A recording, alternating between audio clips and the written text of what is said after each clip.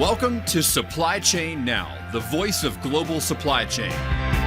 Supply Chain Now focuses on the best in the business for our worldwide audience, the people, the technologies, the best practices, and today's critical issues, the challenges and opportunities. Stay tuned to hear from those making global business happen right here on Supply Chain Now. Hey, good morning, good afternoon, good evening, wherever you are.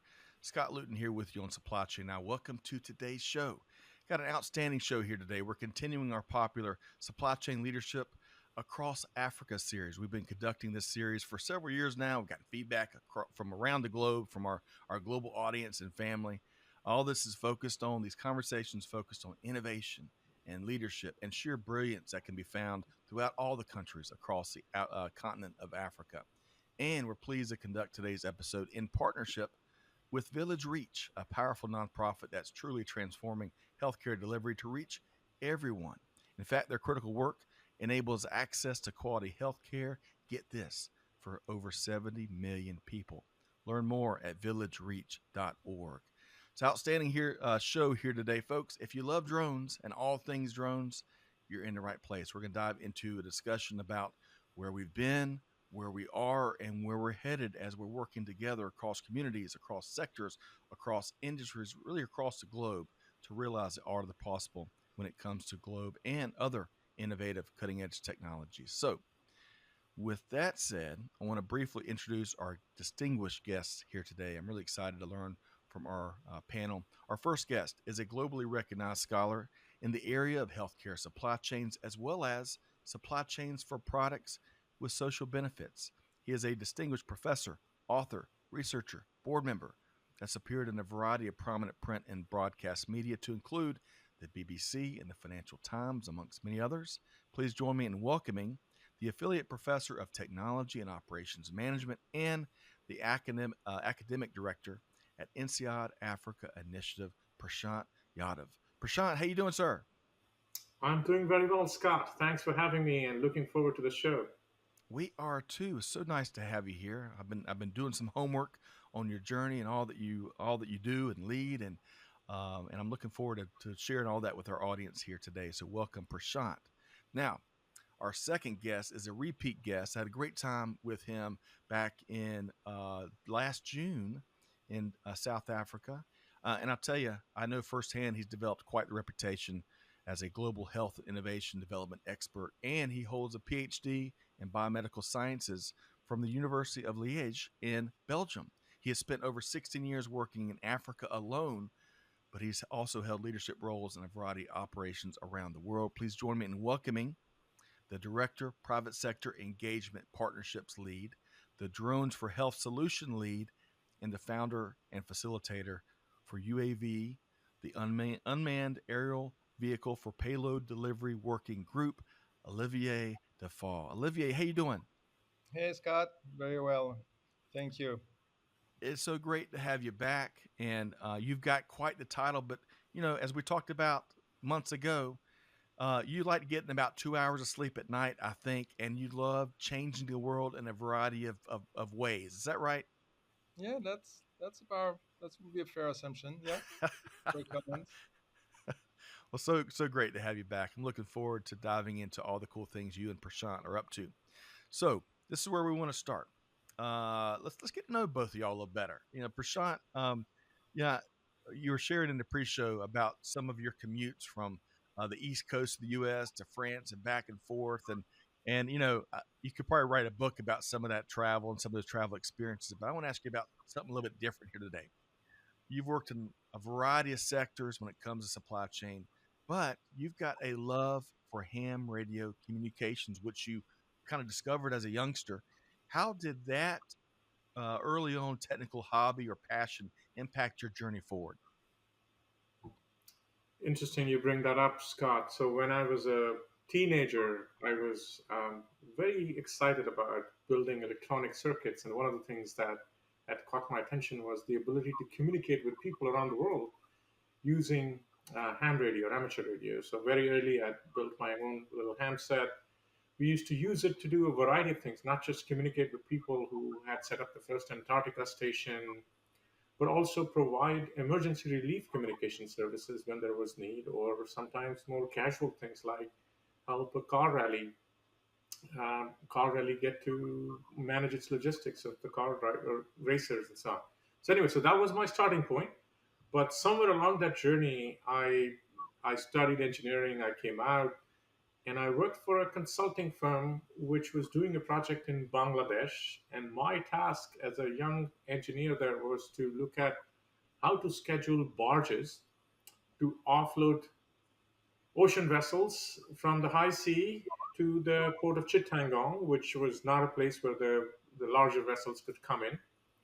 And so my journey in supply chain and logistics actually started with trying to build a barge scheduling algorithm to offload larger vessels. And that taught me hands-on logistics. And from there, I started using it across a variety of things. And I now do it largely for healthcare and healthcare supply chains in Africa. Prashant, I love that story, and I love the intersection of many things. But as I was kind of follow along from planning, solving problems, logistics, tech, but also the universal value of communications, whether it's technology driven or otherwise. So I look forward to learning a lot more about your journey and expertise, especially about all things drone and supply chains in Africa here today. Olivier, again, great to meet you in person. Really enjoyed our conversation in South Africa a few months back. And, as I've kind of shared a little bit as I was introducing you, you've had a fascinating and eclectic, very eclectic career. So when you think back on that, what has that really taught you about the value of diversified perspective and experiences? Yeah, well, you know, first being a marine biologist in Europe to ultimately becoming I guess, a drone transport specialist working in Africa, having acquired a PhD in biomedical sciences with 6 years working with clinical researcher. Yes, I would say that it had brought me a lot of different perspective. But the interesting career path has brought me really also a wealth of partnership acumen. I've over the years I've interacted and worked with a wide variety of colleagues in many professional areas: biologists, environmental scientists, medical scientists, researcher from all over the world.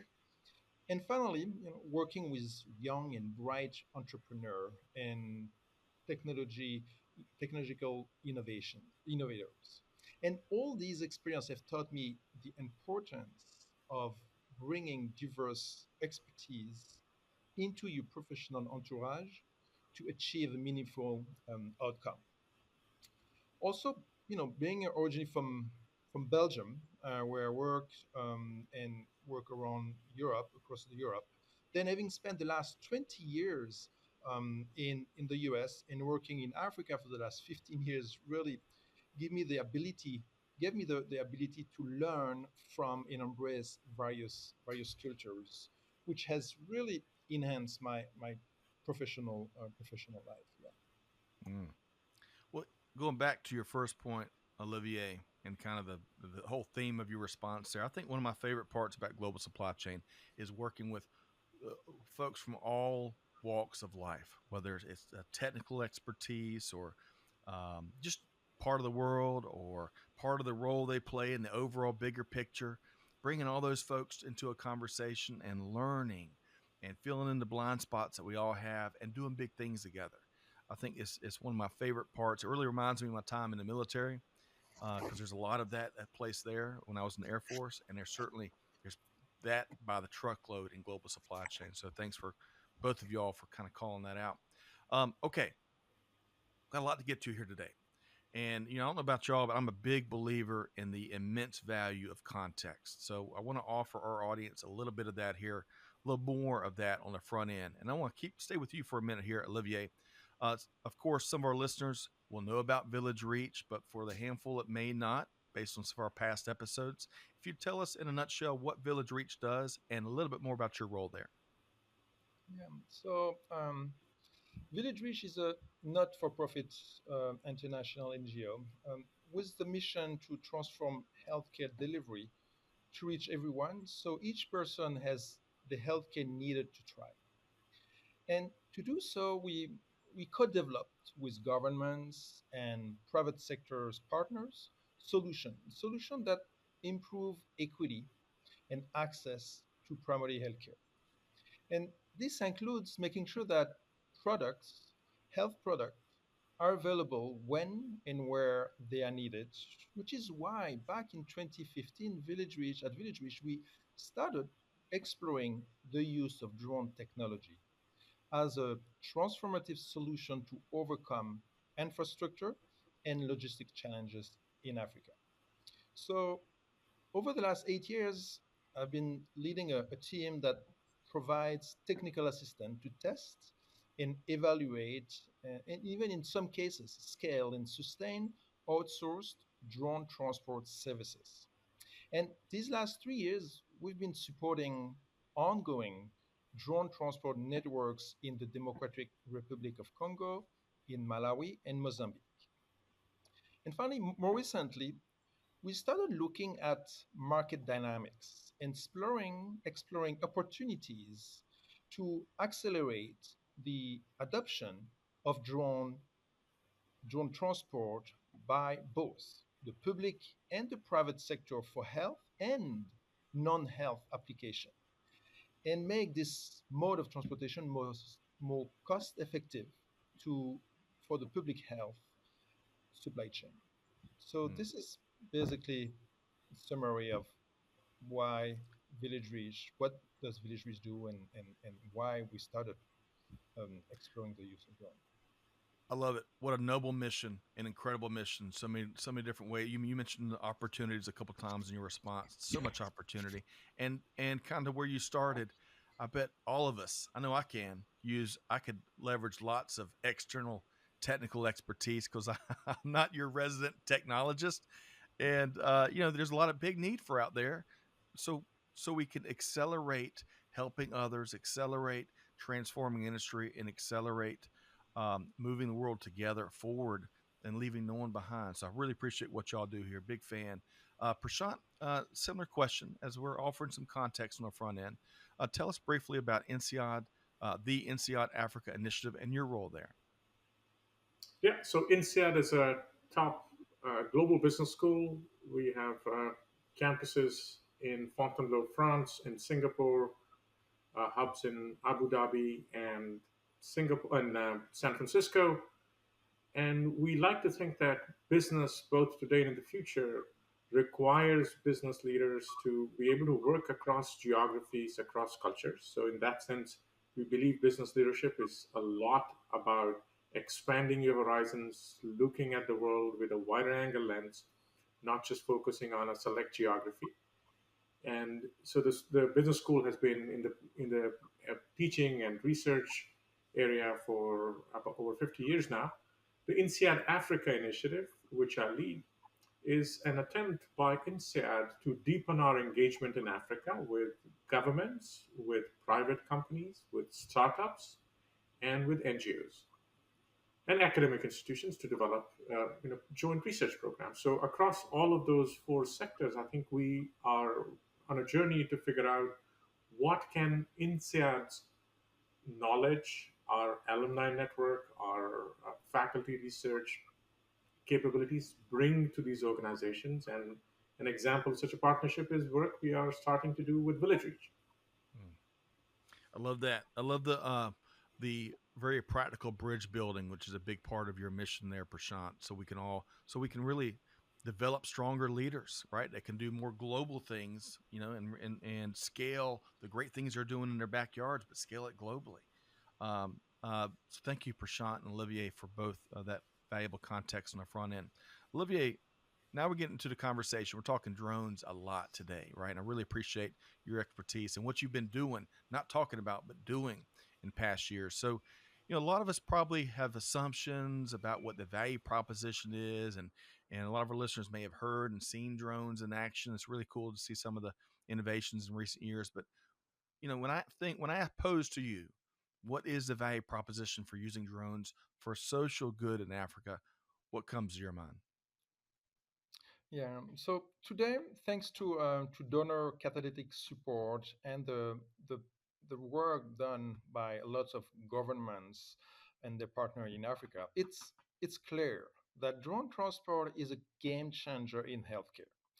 From reducing vaccine and health product delivery time, especially during emergencies, improving the availability of health product in remote and hard to reach area, reducing lab sample turnaround time, and therefore helping to accelerate disease diagnostic processes, reducing stockout, improving product quality and reducing wastage, even reducing missed opportunity for vaccination.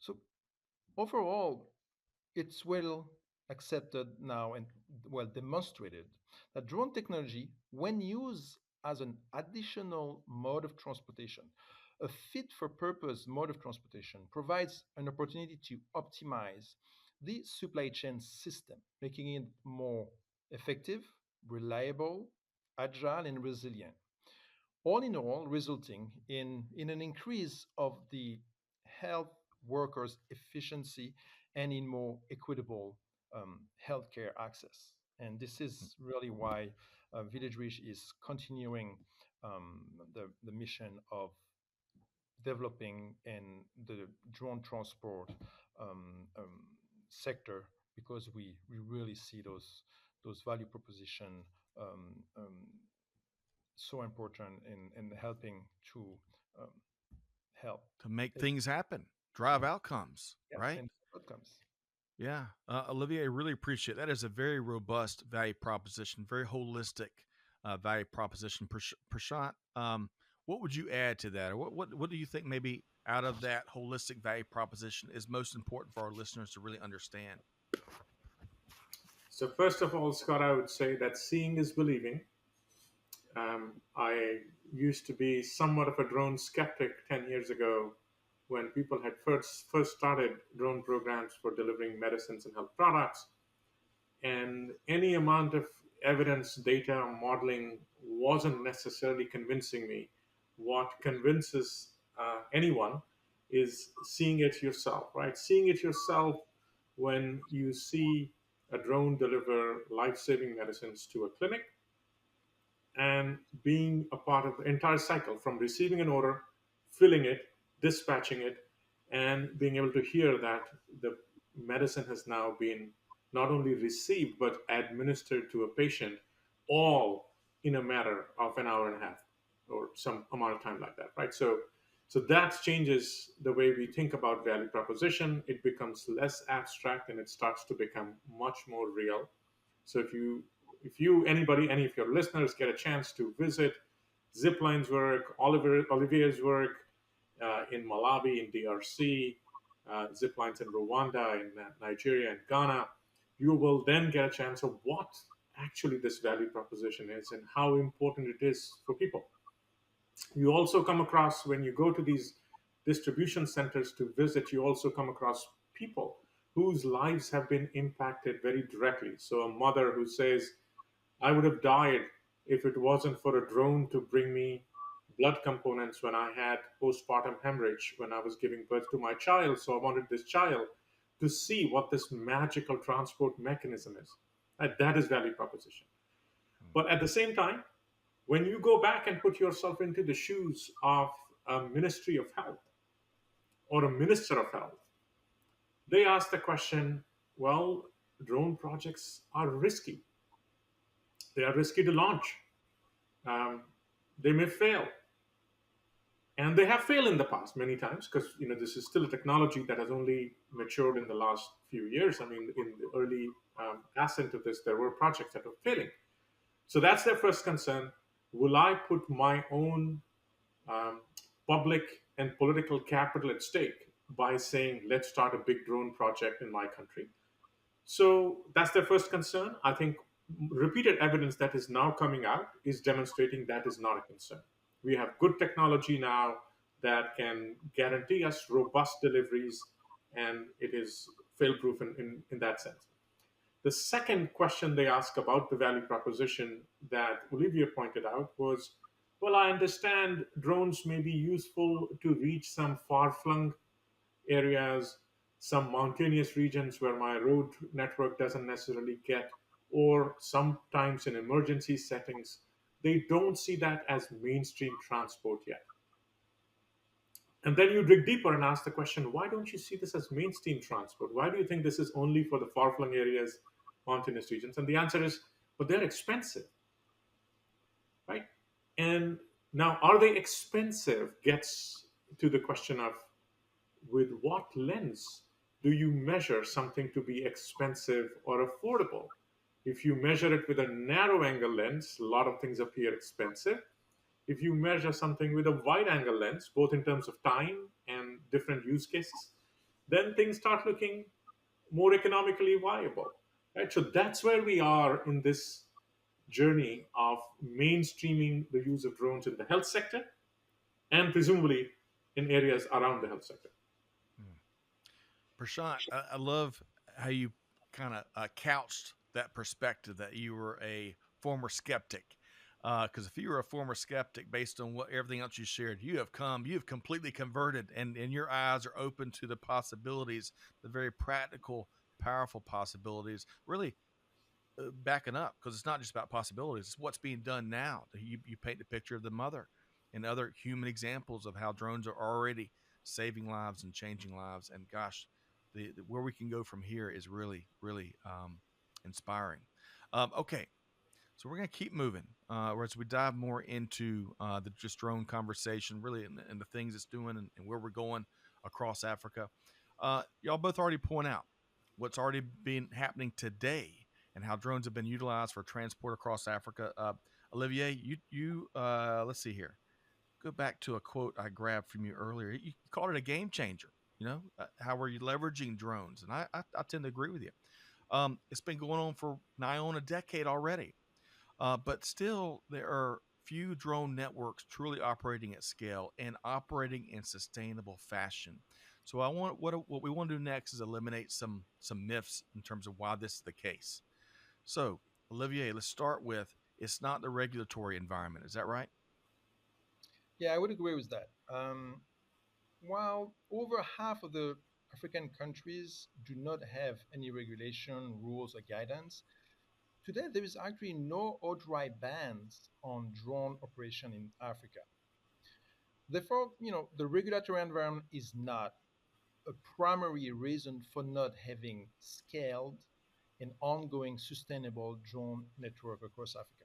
Of course, having a right regulatory environment is important, especially when you start scaling your operation. But in Africa, the local civil aviation authorities are willing to take reasonable risk and really work with partners and contribute to the development of this transformative technology. We must remind ourselves that the use of drone for non-military uses really started in Africa.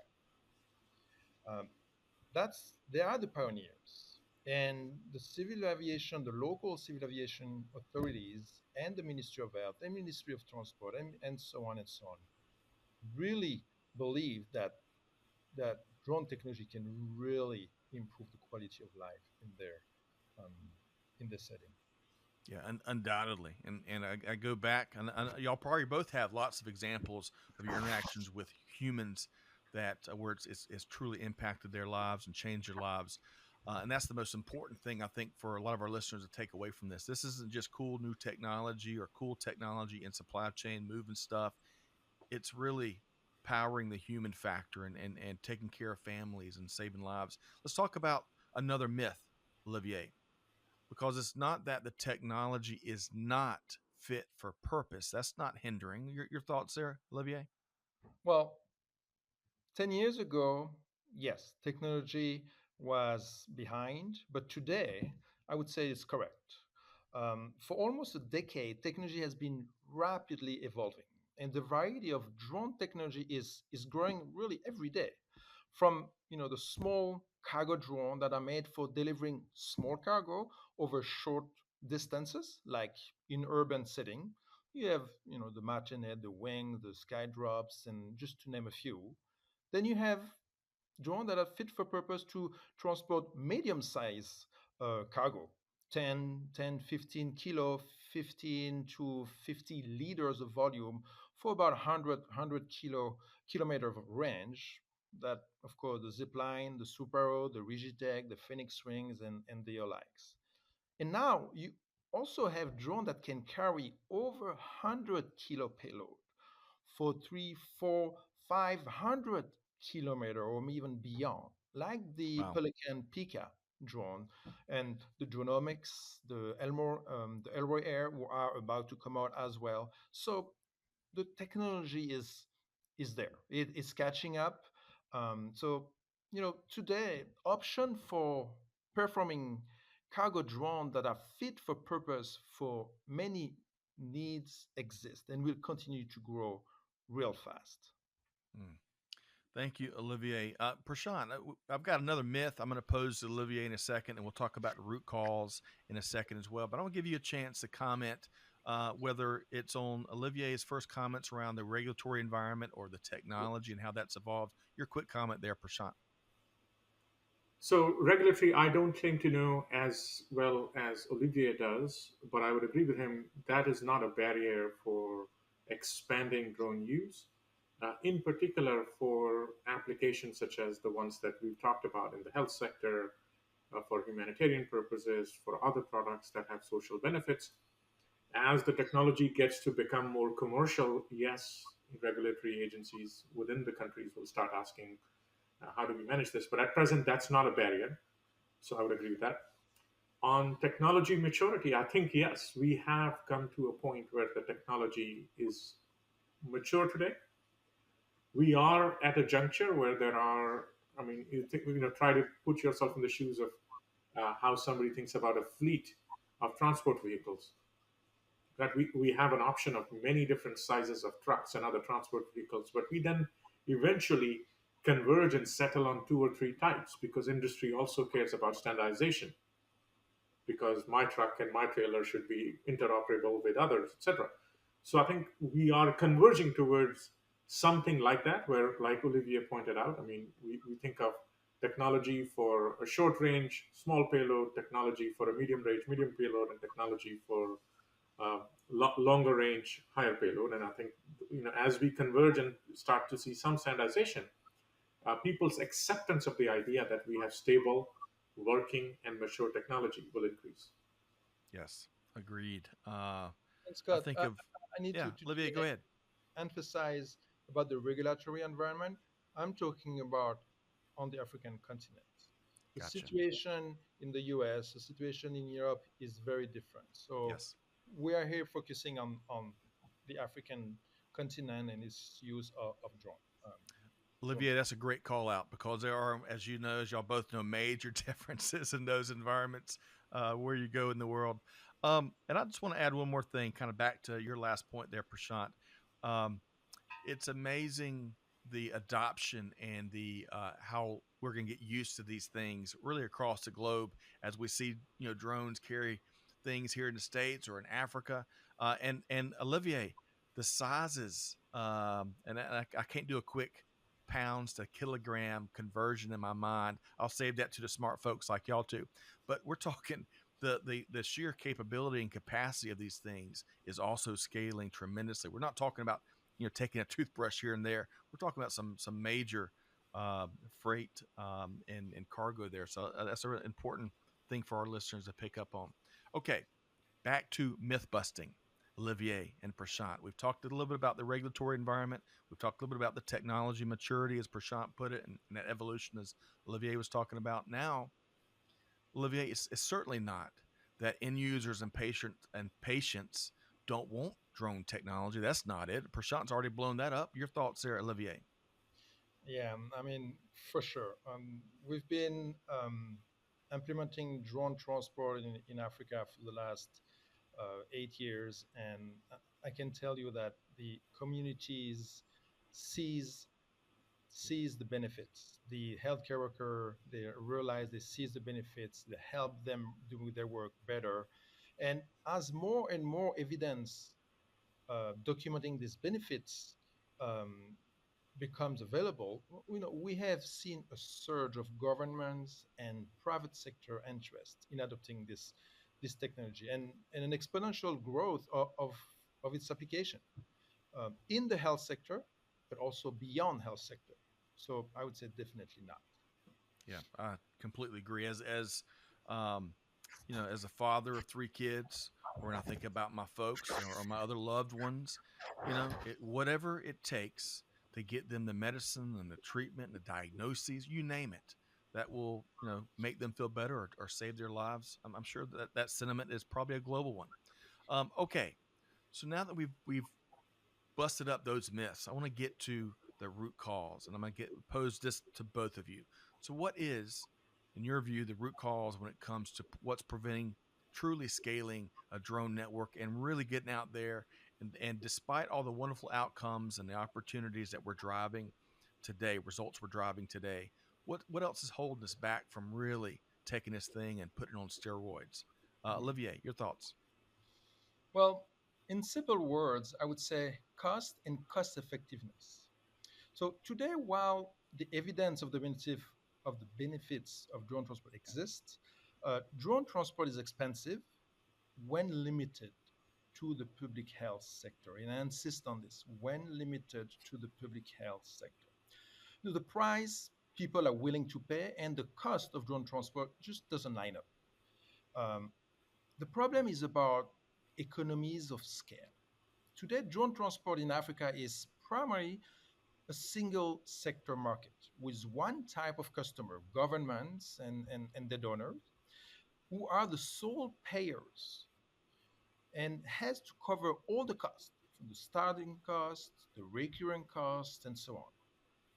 And because of this, drone transport providers only have mostly one pricing strategy. And really, this is why drone transport for social benefits right now is not financially sustainable in Africa. And as with anything else in this world, when we can give industry a financial incentive to build something out, oftentimes that's exactly what happens, at least in my thoughts. Prashant, what would you add? What's the root cause? What's holding us back here? I think, Scott, what's holding us back is a combination of people's mental models and some real questions about cost effectiveness, like Olivier pointed out. So, the reason I think it's also mental models is if you try to establish the cost effectiveness of a platform technology, something that can be used across a wide number of use cases, and you say, I will pick one use case and assess whether this technology is cost effective or not, the answer is no. Right? So if you were to only ask, is it cost effective for delivering blood? Maybe. If you ask, is it cost effective for delivering one type of medicine? Maybe. But if you start asking the question with a wider angle lens, so not only economies of scale, but economies of scope, that's when the cost effectiveness question gets us a different answer. So people's mental model and the way the architecture for financing health around the world in Africa typically functions is we think about my job is to think about malaria, and I'm going to see if the drone is cost effective in getting malaria medicines to people or not. And if it's not, I don't think I'm going to put money into it. Irrespective of whether the frontline health worker, the person who manages a clinic or deliveries in a clinic, that person, whether it's a nurse or a medical officer or other cadres of healthcare workers, they don't think of it as this is for malaria. They have to face a patient every day, and their lives are improved when things come to them reliable, quick, and that's the lens of cost effectiveness that we've got to start applying. So if you say, what is the root cause? The root cause is our mental models of thinking about a delivery mode that is new, that is a platform technology, will have to expand in terms of number of use cases. And we may also not know all of the use cases that this technology lends itself to today. We didn't know 4 years ago that we will be using drones to transport PPE or touch free PPE to rural clinics in Ghana, right? Who was talking about PPE at that time? We were all talking about, can we get essential medicines, right? Right. So use cases in the future may come up, and we have to give some weightage to the idea that something in the future will help this platform technology become even more valuable than it is today. If that's the mental model you start with, suddenly a lot of value unlocks and capital starts to unlock.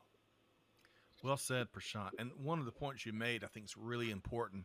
In terms of the human impact, so far in this conversation, at least I've been really speaking, and the picture in my mind has been on the end users and the patients. But you make a great point because it also enables and empowers the workforce across the globe that's in the healthcare industry that's trying to reach and treat and see as many folks as they can. It changes their day to day and it makes their days hopefully more successful and allows them to focus more on areas that require that human touch, right? Um, that's a great grand enabler. Um, One more. I'm gonna quick follow up question, Prashant, since you really focused your last response around cost effectiveness, and you mentioned some things that we should consider and leaders should consider, especially that those mental models. That is a very eloquent way of suggesting we got to think about it different, right? Anything else? Any other considerations you want to suggest to our audience in terms of that cost effectiveness to a better drone approach? Any other thoughts there, Prashant?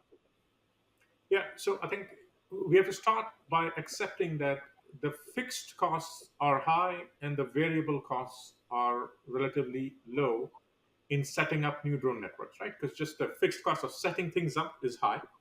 So the more we can get out of a drone network that we establish, the better it is in a marginal cost sense. So the more things we can do and the more volume we can flow through a drone network, the lower will be the marginal cost for that next clinic that wants to start getting things delivered using drones, right? So how do we add more volume and more types of products? Now that requires thinking with an ecosystem lens. That requires asking the question, which in many of us in the logistics industry say, what are adjacent revenue pools? I have my core revenue pool that comes from asking donors and ministries of health for health products, but are there adjacent revenue pools that I can make a case, pull from, and that way I can amortize my fixed cost over a much larger volume base, and therefore it starts to become cost effective for more and more end customers. That's where I think we need to start focusing, and that's where Olivier and I have been having discussions on this topic. Prashant, that's a great segue, and I really appreciate that. Of course, the use of the term ecosystem has been so much more prevalent in recent years, and thankfully, I'm really grateful about that. Instead of being so fixated on a single node in the overall supply chain, or a single customer, or a single product, it's truly ecosystems that really help us realize the art of the possible, almost no matter what industry or part of global business you're talking about.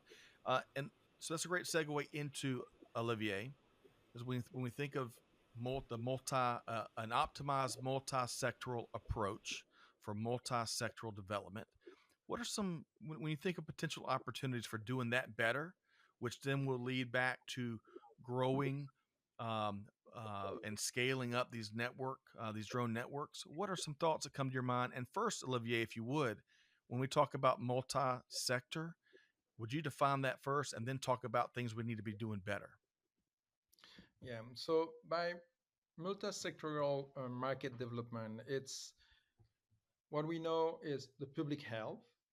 Going beyond the public health, it's like including the private health application, but also going beyond health, looking at other sector, agricultural sector, energy sector, environment sector, and so on and so on. So this is what we really are talking about when we're thinking about promoting multi-sectorial development of the drone transport. And we have to remember that cargo drone are agnostic to the cargo it's transporting. Therefore, the same drone transport provider used for a public health application, transporting blood, for example, could be used to transport veterinarian products or to transport seeds for clients in agriculture or carry equipment spare part to all platform offshore or to remote construction sites in hard to reach area. So for example, in this energy sector, an equipment that fails often means a huge loss, sometimes to the range of hundreds of thousands of dollars per day. That's a real incentive to use cargo drone to speed up the supply chain of spare part. So once the type of cargo transported by drone becomes more versatile, the use cases are literally endless. And actually, a recent cargo drone market report estimates today's market at zero point 0.6 billion US dollar and are forecast to reach 9.4 billion US dollar by 2030, Wow. a compound annual growth rate of 39% between now and 2030. But these numbers are only possible and can be reached only if cargo drone industry grows across vertical sectors. Well said. And that kind of goes back, Olivier, to what Prashant was talking about earlier. We leverage these ecosystems to have the conversations we need so we can develop new opportunities, those adjacent revenue goals as Prashant was talking about, so we can really maybe fly past that 9.4 billion projection for, you said, 2030. Is that right? Yeah, correct. Okay, And I'm man. only talking about cargo drone market. I'm Right. not talking about drone in general, just the use of drone for transporting goods. Wow, what a tremendous opportunity. And and really my favorite part about that is beyond companies doing it because it needs to be done, right? For our fellow citizens around the globe and because it's the right thing to do. What my favorite part about that is I know when there's business opportunities to do all of that, a lot of times that's what makes the growth and make the decisions happen to do that, just that. So thank you for sharing, both of y'all, on cost effectiveness and kind of the some of the market dynamics out there. Let's shift gears a bit. I want to talk about the private sector, right? And what different private sector stakeholders need to do to make this work beyond the potential revenue opportunities, perhaps. Olivier, from a supply perspective, how do we involve more private logistics and transport companies? Yeah, so if you look at the trend of the new technologies, most providers are now original equipment manufacturer, OEM. So in other words, the drone technology providers do not operate their own technology. The business model like the Martinet one, the Super, or even the Zipline, where a provider not only developed, produced their own technology, their own drone technology, but they also operate its technology for their customer. That business model is slowly fading away. And today we have two main private sector categories of provider. You have the drone technology provider, like an OEM, and you have the drone transport service provider, like the Skyports, like the Drone Up and the Olo, who have fleets of various type of drone that they either lease or purchase from OEM and operate them as a service to their customer. So this differentiation of role between technology provider and service provider is a really good thing. But we need more drone service provider to promote cost competitive pricing. So there are two ways to get there. We either need more drone transport service provider that only use drone platform to move cargo, so like we call them also a drone airline, or we need to leverage existing logistic and supply chain firms that start offering drone transport services. Those are the Bolloré, the freight in time. I'm focusing on Africa here. So today there is an area where we want to work more and more is to assisting drone airline in entering the African market or helping existing transport companies operating in Africa and explore, help them integrate and add drone transport in their service offerings. Mm. So much opportunity, Olivier. And I bet we're going to make sure our listeners know how to connect with both of y'all in a minute. But Olivier, I'm sure you welcome any conversation with companies out there to explore some of those things you're mentioning. Is that right? Correct, correct. That's right. Okay.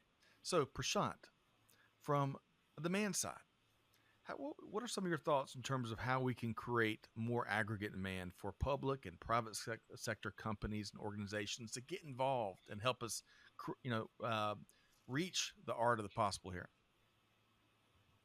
Yeah, Scott. So before I talk about the demand side, just one additional point on Sure. what Olivia said. So I think let's think of it as technologies mature.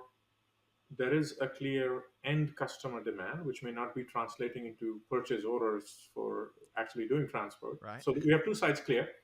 Now, what business model will be best suited to make these two things come together is still a little bit unclear, right? One business model is fully integrated. The OEM provides the full service.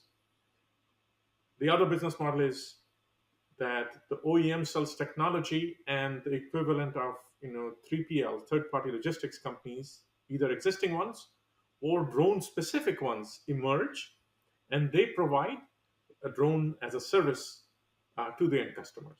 Now, I mean, I have seen many new technologies evolve and business models come around them. I think initially there will be multiple business models. We won't be able to say, here is the only one that everybody will converge on. And over time, we will see, some succeed, some not succeed. So where we'll land, unclear, but I think we should try with, different ways of looking at this. So that's Yes. on the...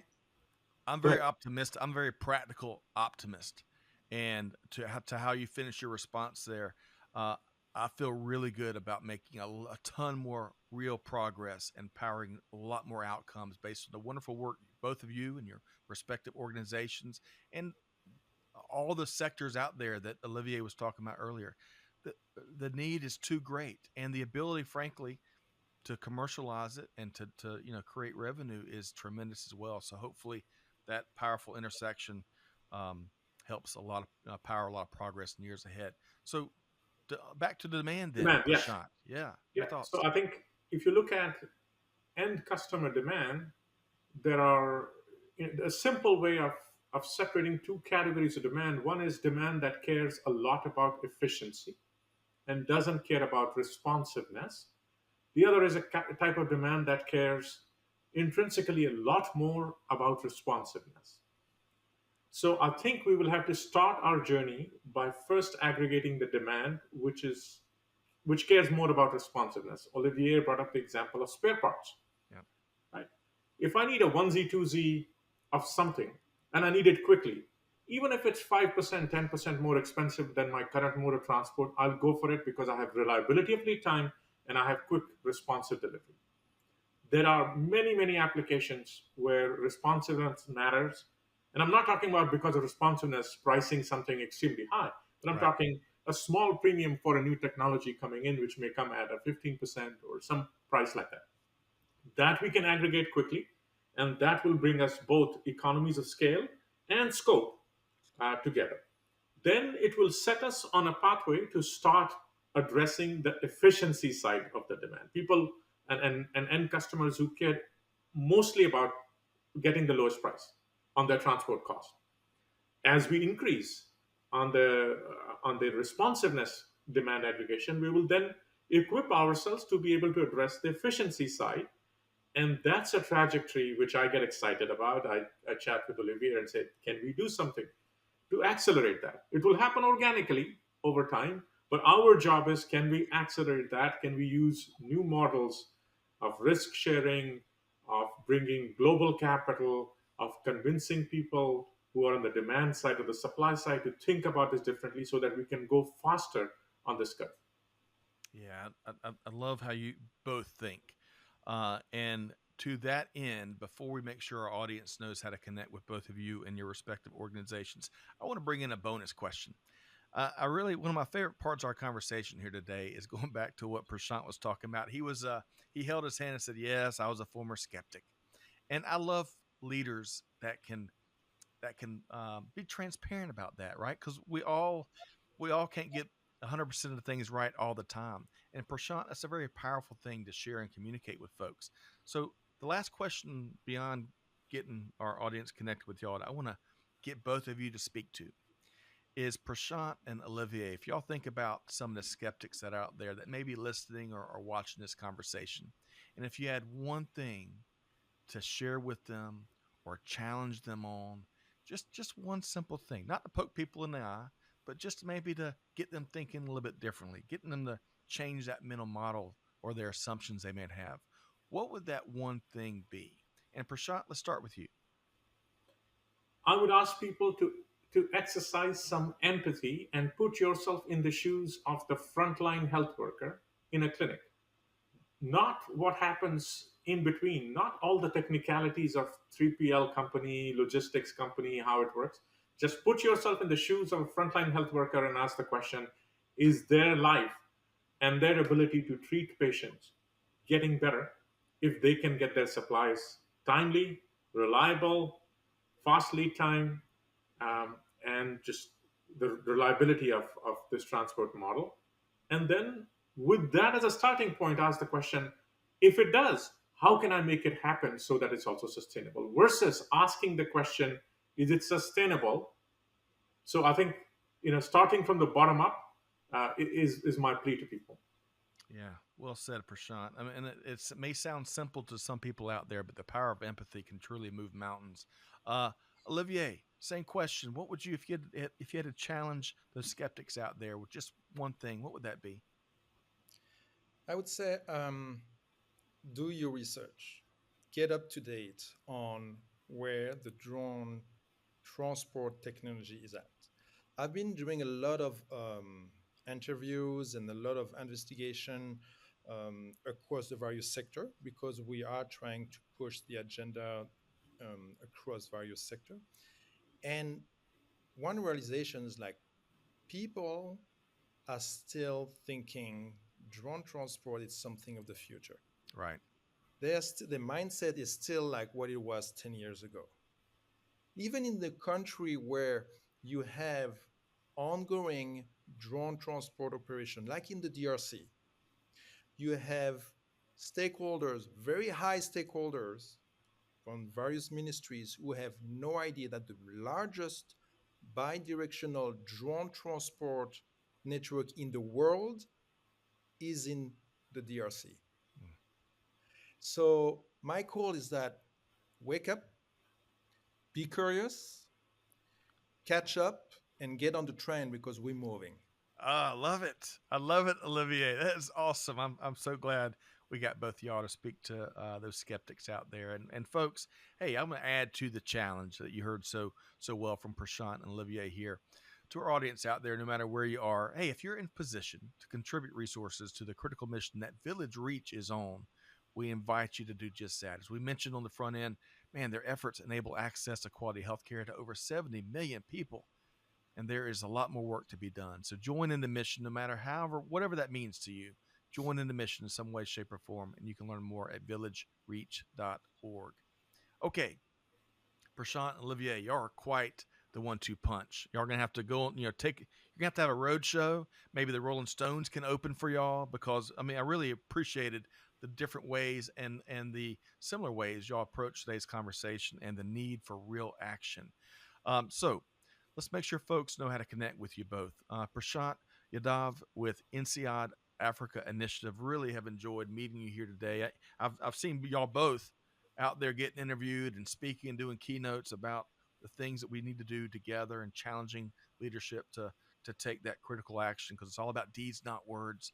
Prashant, how can folks connect with you and your organization? email, LinkedIn, X, or what used to be called Twitter, all of those channels, feel free to reach out. Well, we appreciate that. We're going to drop many of those links in the episode notes, so hopefully folks are one click away from connecting with you. Thanks for being here.